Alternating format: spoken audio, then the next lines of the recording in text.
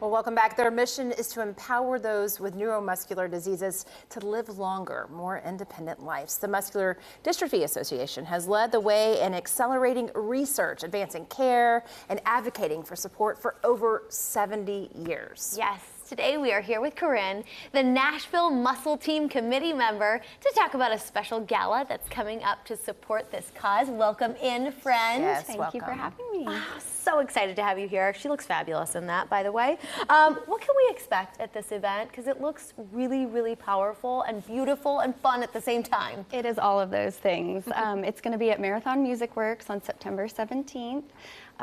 There's going to be food, drinks, silent auction, live auction, possibly some music. So lots of fun and lots of ways to support the Muscular Dystrophy Association. I love that. And I think you all said it's a way of celebrating progression, right, while celebrating the mission or supporting the mission. Can you talk more about the mission and how it supports it? Yeah, the mission of the Muscular Dystrophy Association is to raise funds. That's to advance research, it's to provide care for families, and advocate for those living with neuromuscular disease. What do people need to know about muscular dystrophy? Explain it for those out there who might be unfamiliar with this. Yeah, it's a neuromuscular condition. It affects the muscles, and there's so many different types, and every different type affects people differently. But ultimately, it leads to weakness in the muscles.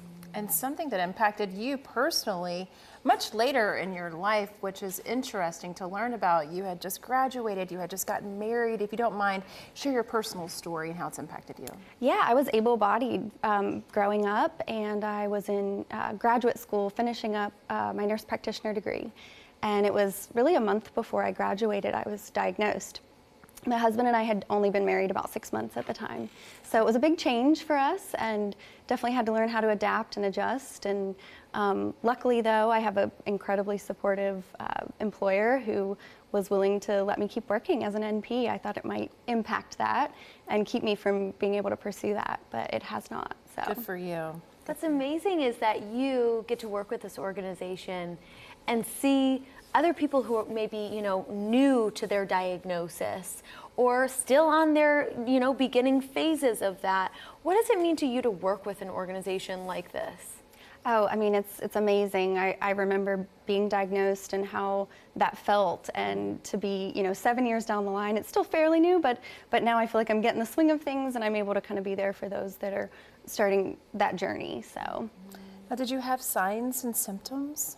I did, yeah. It was very slow at the beginning. I was a runner. I ran a half marathon in 2013, and it was 2014 when I started to notice I was slowing down running, and just being able to do some things like carry laundry baskets up the stairs, things like that became more difficult. So we got to talk about the Muscular Dystrophy Association and more about what you do for these families, especially here in Nashville. There are so many different, that's why this funding is so important. Explain those resources that you're providing to families. Yeah, I mean, locally, there's 3 care centers in Tennessee that support over 5,000 people with neuromuscular disease, including muscular dystrophy, ALS, spinal muscular atrophy, so many others. And those care centers provide medical treatment, they provide just support for families, and then the big thing for the kiddos is muscular dystrophy camps, which they love, and it's fully funded by the MDA. I'm so inspired by your story because you feared that it would keep you from doing what you wanted to do. Not only are you still able to do that, but this really helps you connect with your clients in a different kind of way, if you want to call them clients, I guess. Absolutely. My patients or clients that I see, I think it gives me a different perspective, and I hope more empathy for some of the things that they're going through. Yeah. Awesome. What do you want the world to know about those who may be living with muscular dystrophy? I mean, we're people just like anybody else. I mean, to be honest, a lot of times going about my day, I don't think about it. You kind of adapt and adjust. But yeah, I mean, it's difficult. It definitely presents challenges, but there's definitely hope, and we can keep powering through, so.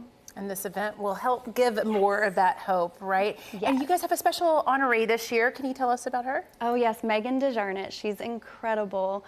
She's a wife, a mother. She just had her 3rd over this past weekend. Wow. And she is an author. she's written some children's books that include kids with disabilities, which I think is wonderful. And she's also a great disability advocate. So.